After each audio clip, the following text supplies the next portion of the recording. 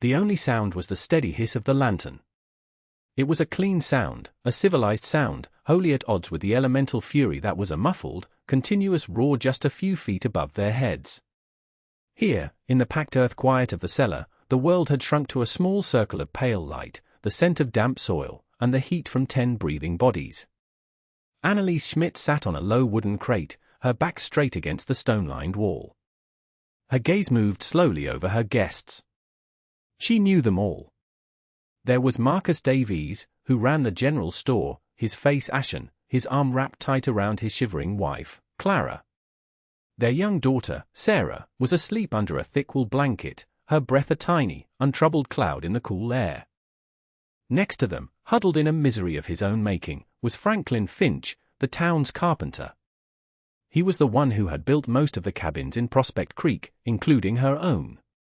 He had built them to the accepted standard, thick logs, chinked with mud and moss, raised a foot off the ground on stone piles to keep the damp out. He stared at the floor, a floor of beaten earth, as if it held the answer to a question he'd never thought to ask. His own home, a model of his finest work, was now a frozen tomb, its half choked with wind-driven snow. And then there was Eleanor Albright, her sharp features softened by fear and exhaustion. Her tongue, usually the most formidable weapon in the settlement, was silent.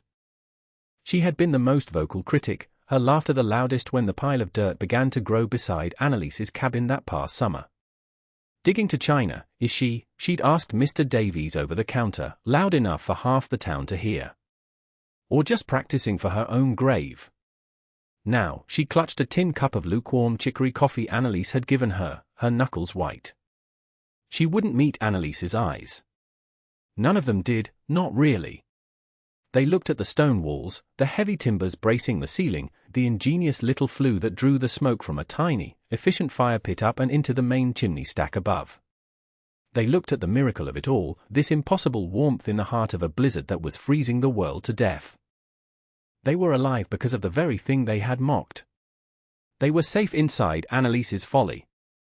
And Anneliese, she simply watched them, her expression unreadable, a quiet testament to a grief that had been forged into something harder and more enduring than any of them could have imagined.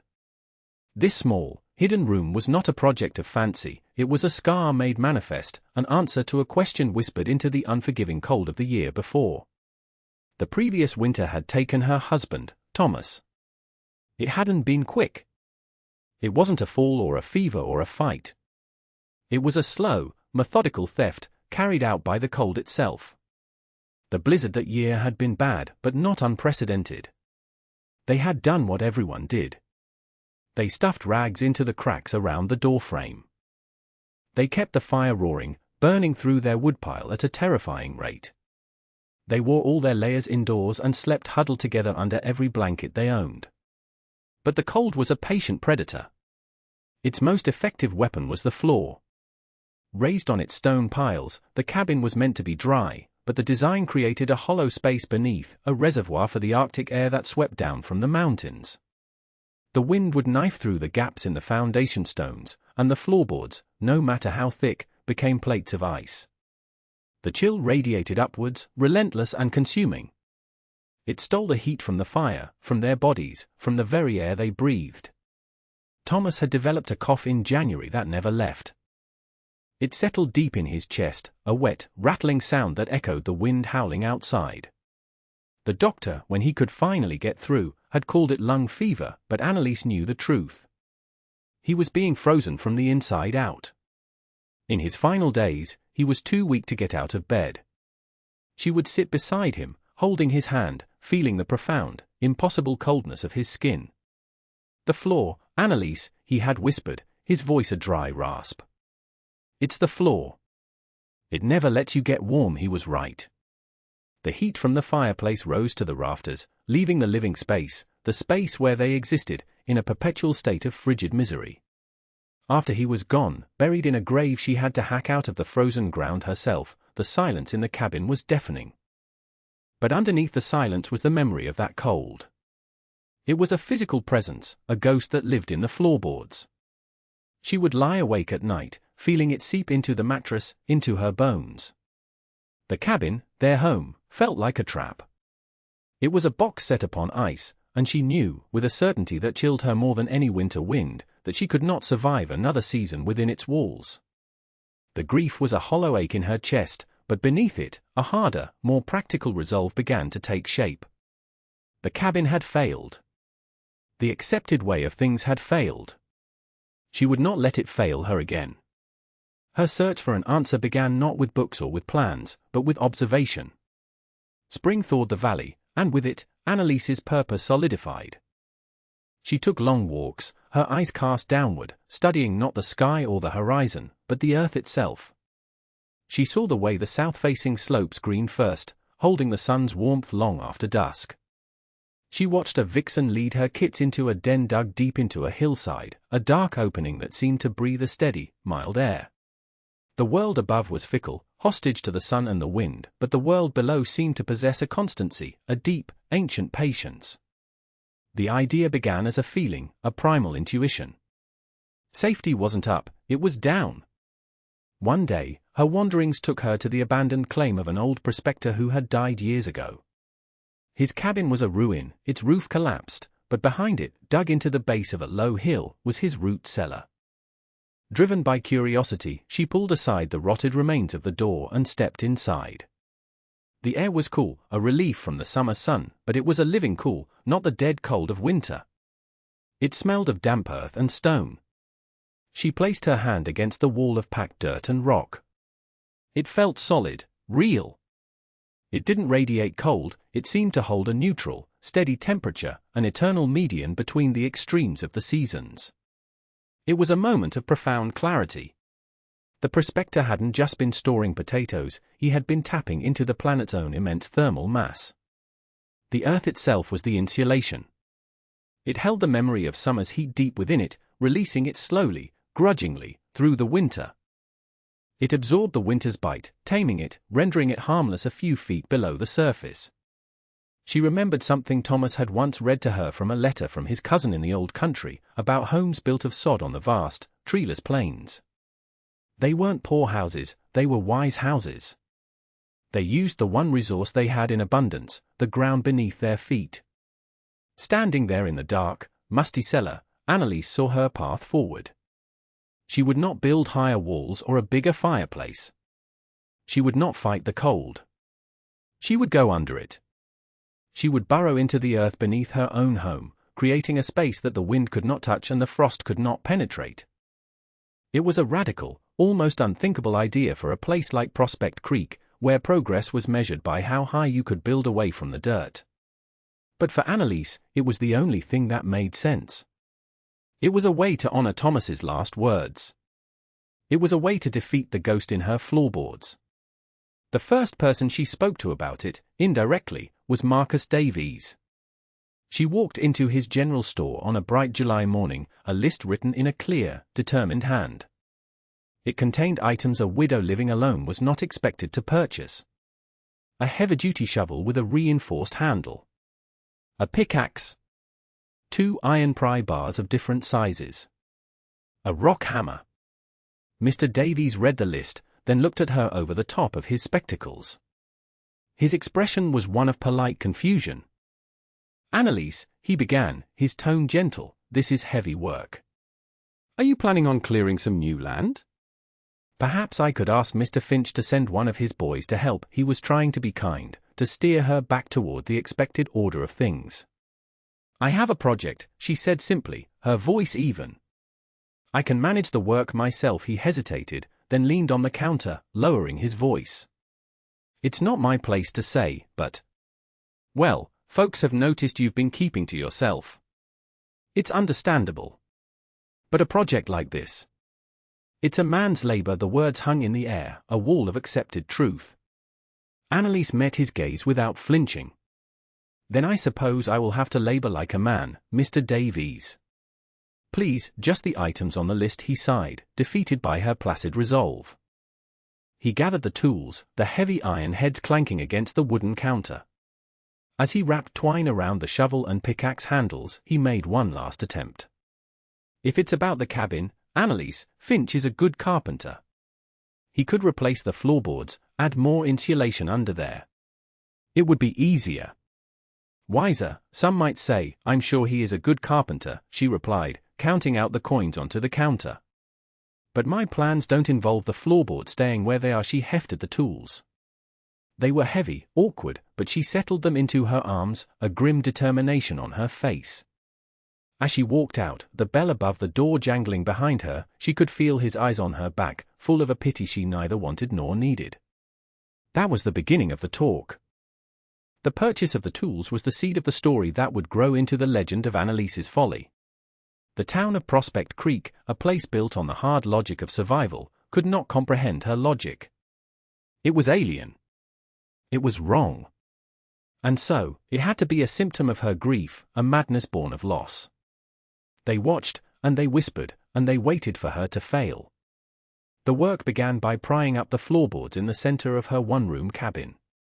The sound of the iron bar groaning against the nails was a sound of violation, of dismantling the very foundation of her home. But to Annalise, it felt like surgery, cutting out the diseased part. Beneath the planks lay the dark, packed earth of the crawlspace, smelling of dust and cold. She lowered a lantern into the opening and descended, her new shovel in hand. The digging was brutal. The top layer was loose soil, but soon she hit a dense stratum of clay and rock that fought back against every thrust of the shovel. The space was cramped and dark, the air thick with the smell of her own sweat and the raw earth. Each shovelful had to be lifted into a bucket, hauled up into the cabin, carried outside, and dumped onto a growing pile that quickly became a landmark for the curious. Her hands, accustomed to needlework and kneading dough, were soon raw, blistered, and then calloused. Her back and shoulders screamed with a pain she had never known. Some days, she could only manage a few hours before exhaustion forced her to stop, her body trembling, her lungs aching from the dust. The pile of earth outside her door grew steadily, a public monument to her private obsession. It was this pile that turned quiet concern into open mockery. Eleanor Albright was the first to give it a name. "Look at that," she declared to a small audience outside the general store. "She's digging her own cellar, they say. I say it's her folly." Annalise's folly, the name stuck. It was cruel, but it was catchy. Franklin Finch, the carpenter, saw the growing mound of dirt as a personal insult to his craft. "A house needs to breathe," he'd lecture anyone who would listen, gesturing with his thumb toward Annalise's cabin. "You dig a pit under it, you invite the damp. The damp invites the rot. She'll bring the whole structure down on her head, mark my words." Children would sometimes creep up to the edge of her property, daring each other to get a closer look at the crazy widow's dirt pile. Annalise heard the whispers. She saw the pointed fingers and the pitying looks. She felt the weight of their collective disapproval every time she walked into town for supplies. But their scorn was like the wind outside the den she was creating, loud, blustering, but ultimately powerless against the solid reality of her work. The pain in her muscles was real. The heavy weight of the rock-filled bucket was real. The slow, inch-by-inch deepening of the hole beneath her home was real. Their opinions were just noise. She let it all slide past her, her focus narrowed to the next swing of the pickaxe, the next shovelful of earth, the next stone to be pried loose from the planet's grip. She was not digging a grave. She was digging a womb. By late August, she had excavated a space roughly 10 feet by 12 and nearly 7 feet deep. It was a cavern of raw earth, studded with stubborn rocks. The next phase was to make it safe, to keep the tons of earth above from reclaiming the space she had fought so hard to win. This was work she could not intuit. It required a knowledge of angles, and weight, and stress. Her first attempts at shoring up the walls with scavenged timbers were clumsy. One of her supports shifted overnight, sending a cascade of dirt onto the floor. It was a sobering reminder of how close to disaster she was. She was sitting on the edge of the opening, staring down at the minor collapse in despair, when a shadow fell over her. She looked up to see Ben, an old, quiet man who lived on the edge of town. He had been a miner in his youth, before a lung ailment had driven him to the surface for good. He rarely spoke to anyone, content to tend his small garden and keep to himself. He looked from Annalise's face to the failed support beam in the cellar, then back again. He didn't offer pity or advice. He simply pointed with a gnarled finger. "You need a king post there," he said, his voice raspy from disuse. "And your angle is wrong on that crossbeam. It's pushing out, not up." Annalise stared at him, surprised. He walked past her, carefully climbing down the ladder into the cellar. He ran his hand over the packed earth of the ceiling, his touch expert and assessing. "You brace against the strong points. Find the rock. Use the earth's own strength against itself." For the next 2 weeks, Ben became her silent partner. He never asked why she was doing this. He seemed to understand, on a fundamental level, the logic of the earth. He would arrive each morning, and together they would work. He taught her how to set the main support posts deep and anchor them with flat stones. He showed her how to build cribs of smaller logs to hold back the looser soil, how to notch beams so they locked together under pressure, becoming stronger the more weight they bore. He worked slowly, methodically, his breathing often labored, but his hands were sure and his knowledge was vast. He spoke little, communicating mostly through gestures and single words. Here leverage wedged under his guidance, the raw hole was transformed into a secure chamber. They lined the walls with flat fieldstones, not for strength, but to keep the damp from weeping through the soil. The work was still arduous, but it was no longer desperate. It was skilled. It was engineering. One afternoon, as they finished setting the final ceiling beam, Ben looked around the space, a flicker of something like pride in his tired eyes. "It will hold," he said.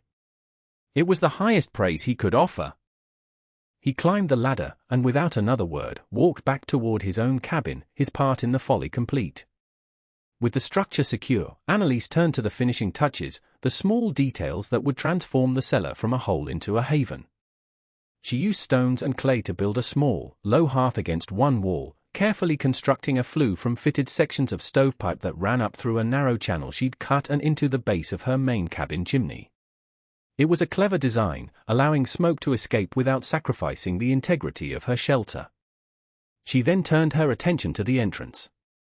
She rebuilt the section of the floor she had removed, framing a tight, square opening. Over this, she constructed a heavy trapdoor, 2 layers of thick planks with a layer of packed wool insulation sandwiched between them. It fit snugly into its frame, and when closed, it was almost invisible, just another part of the cabin floor. A heavy iron ring lay flat for lifting it. The final weeks of autumn were a race against the coming cold. She moved her stores of preserved food, jars of beans, salted meat, sacks of flour and potatoes, from the pantry into the cool, stable environment of the cellar. She brought down her driest firewood, stacking it neatly against a wall. She laid down thick animal hides on the earthen floor and brought down her spare wool blankets. The cellar was no longer a construction site, it was a room. A hidden room. The air within it was still and cool, but it was a living air, free of the biting drafts that already plagued the cabin above. Up in the main cabin, she lived as she always had, the trapdoor covered by a simple rag rug. To any visitor, the home would have looked unchanged, if a bit barer. But the town didn't visit. Her isolation was now complete. The whispers about Annalise's folly had quieted, replaced by a kind of settled, pitying consensus. The mad widow had finished her strange project, and now, presumably, she would freeze in her drafty, structurally compromised cabin just like anyone else, perhaps even faster. The first snows of November were light, a gentle dusting. But the old-timers, like Ben, looked to the sky, to the behavior of the animals, and saw the signs. The squirrels' nests were bigger than usual. The migrating geese had left weeks early. A hard winter was coming. A winter that would test everyone. Annalise felt it too, a charge in the air.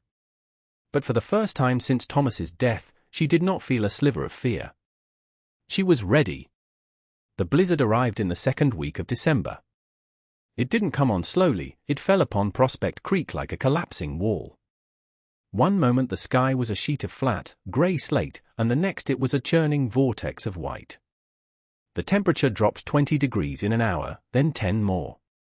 The wind shrieked, a physical force that shook the log cabins to their foundations and drove the snow into every crack and crevice, no matter how small.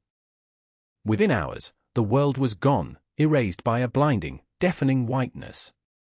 Annalise watched from her small window until the snow had piled so high against it that all light was blocked out. The sound of the wind was terrifying, a high, demonic keen that seemed to promise annihilation. The cold in the cabin above was intense, far worse than the year before. The fire in her hearth, though well stoked, seemed to offer no heat beyond a few feet. The floorboards were like sheets of iron. But she felt no panic. She calmly gathered her lantern, a book, and a small kettle. She lifted the rug, pulled the iron ring, and raised the heavy trapdoor. A wave of cool, but not frigid, air washed up to meet her. It was the scent of earth, stone, and safety. She climbed down the ladder, pulling the insulated door shut above her. The roar of the blizzard was instantly diminished, becoming a distant, muffled rumble, like a far-off waterfall. The silence was profound. She lit her small fire in the stone hearth. The little flue drew perfectly, and soon a small, steady flame was dancing, its light pushing back the shadows. The radiant heat was not lost to the rafters or stolen by an icy floor. It filled the small chamber, reflecting off the stone walls, warming the air, the earth, everything. She made herself a cup of tea and sat on a crate, leaning against the wall. The earth that held her was a massive, silent bulwark against the storm. The wind could not touch her. The snow could not bury her. The cold could not find her. Here, 10 feet below the surface of the world, she was utterly, completely safe. She thought of Thomas, of his whispered words. She had not just defeated the ghost in the floorboards, she had made an ally of the very ground he was buried in. She lost track of time. It might have been a day, or two, when she first heard it. It was not the sound of the storm. It was a frantic, desperate pounding from above. Muffled by the trapdoor and the earth, but unmistakable. A human sound. Cautiously, she climbed the ladder and pushed against the heavy door. It was crusted with ice but gave way. The cold that hit her was a physical blow, stealing her breath. The main cabin was an ice cave, the air thick with frozen vapor. The pounding came from the main door. "Hello? Annalise? For God's sake, are you in there?" It was the voice of Marcus Davies. She struggled to pull open the main door, which was blocked by a huge drift. She could only get it open a few inches. Through the gap, she saw him, his face rimmed with ice, his wife and child huddled behind him, their forms barely visible in the swirling chaos. "Our fire. The chimney is blocked," he shouted over the wind. "The house is as cold as the outside. We can't last. Nowhere is safe." Annalise looked at his terrified face, then at his daughter, Sarah, who was blue with cold. There was no hesitation. "My house is not safe," she called back. "Come in." "But the safety is not up here." She helped them squeeze through the narrow opening, then forced the door shut against the storm. They stood in the frigid gloom of the cabin, shivering violently.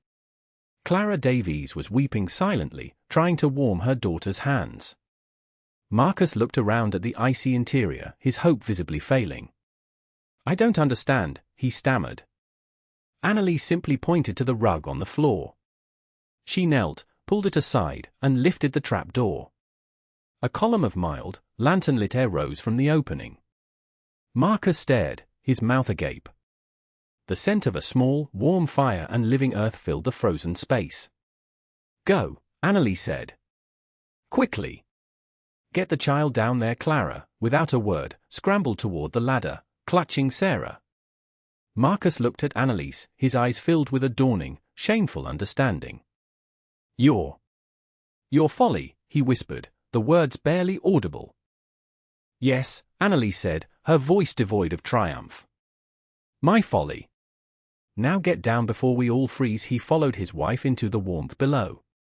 Annalise was about to close the door when another series of desperate blows shook the cabin.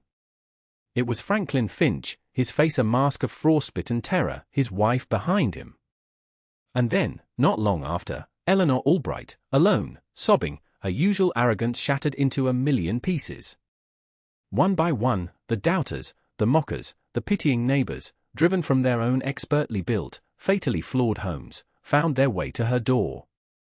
and one by one she led them down into the quiet, steady warmth of the earth. The small cellar was crowded, the air thick with the smell of damp wool and shared humanity. 10 souls, including Annalise, were packed into the space she had carved out with her own 2 hands. They sat on crates, on blankets, on the floor itself. The initial shock had given way to a profound, somber quiet. The only sounds were the hiss of the lantern, the gentle crackle of the fire, and the muffled howl of the storm that was still trying to kill them from a few feet away. Franklin Finch, the carpenter, ran his hand over one of the support beams Ben had helped Annalise set. He examined the notching, the angle, the way it distributed the immense pressure from above. He, a man who had worked with wood his entire life, was looking at a level of practical, load-bearing wisdom he had never considered. He wasn't looking at a desperate widow's madness, he was looking at a masterpiece of subterranean engineering. "It's the ground," he said, his voice raspy with awe, speaking to no one in particular. "The frost line. It must be 3-4 feet deep up there. But down here." The earth holds its own. Eleanor Albright, who had once joked about Annalise digging her own grave, now sat with her eyes closed, as if in prayer. She had arrived last, having spent hours trapped in her home, convinced she was going to die. The warmth of the cellar was more than just a physical comfort, it felt like a pardon. She risked a glance at Annalise, who was quietly tending to the fire, adding a small piece of wood. Annalise's face was calm, her movements efficient. There was no "I told you so" in her eyes. There was no victory.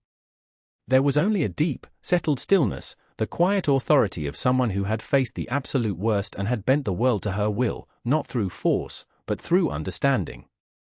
Clara Davies began to hum a quiet lullaby to her daughter, who slept peacefully in her lap, her cheeks now pink with warmth. The simple, human sound wove a thread of normalcy through their extraordinary circumstance. They shared a pot of thin bean soup Annalise had heated over the fire, passing the tin cups between them. It was the most satisfying meal any of them had ever eaten. Outside, the blizzard of 85 raged on, a storm that would be spoken of for generations. It would be a story of loss, of frozen livestock, of collapsed roofs, of lives cut short. But for the small group of survivors in the hidden room, it would be a different story. It would be the story of the moment they realized that the strongest walls were not made of wood, and the most reliable warmth came not from a fire, but from the humble, ridiculed, and ultimately life-giving earth. When the wind finally died and a strange, brilliant light began to filter through the cracks in the snow-blocked cabin above, Franklin Finch was the first to climb the ladder. What he saw made him gasp. Prospect Creek was gone. It had been buried under a mountain of white. Only the very peaks of a few roofs were visible. The silence was absolute, the world transformed into a landscape of smooth, silent drifts. It took them the better part of a day to tunnel out of the main cabin door. The sun on the snow was blinding. The air was so cold it felt sharp in their lungs. The scale of the devastation was immense. In the coming days, they would learn the full cost. 2 families on the other side of the settlement had perished in their homes. Livestock was frozen solid in the fields. Every cabin that had survived was a wreck of ice and wind damage. The story of the survivors from Annalise's cellar spread quickly. It was a story told in hushed, awestruck tones. The mockery of Annalise's follies died instantly, replaced by a new name, the Schmidt cellar. The name held a weight of respect, of hard-won wisdom. That spring, a new sound was heard in Prospect Creek. It was the rhythmic scrape and thud of shovels hitting the earth. Franklin Finch was the first. He approached Annalise not with an apology, but with a humble question. "Mrs. Schmidt," he'd said, hat in hand, "would you show me how you set the beams?" Annalise, without a word, had walked with him to his property and shown him. Soon, Marcus Davies was digging, and others followed. They dug under their homes, under their barns. The piles of dirt that had once been a source of ridicule for Annalise became badges of foresight for the men of the town. They learned to work with the earth, not just upon it. They learned to seek shelter not by building higher, but by digging deeper. Annalise never sought praise or recognition. She continued to live her quiet life. But she was no longer an object of pity or scorn. She was a source of knowledge, the quiet matriarch of a new kind of survival. Travelers passing through Prospect Creek in later years would remark on the unusual number of sturdy root cellars, many of them with clever chimney flues and insulated doors. They became a feature of the local architecture, a testament to a lesson learned in the heart of a blizzard. Annalise had not just saved 10 lives. She had changed the very blueprint of her community, ensuring that a storm like the one of '85 would never again find them so unprepared. Her quiet, grief-fueled innovation had become a legacy, a hidden layer of warmth and safety written into the very foundations of the town. It was a legacy born not of ambition, but of loss, a profound and enduring answer to a husband's last, desperate whisper about the cold.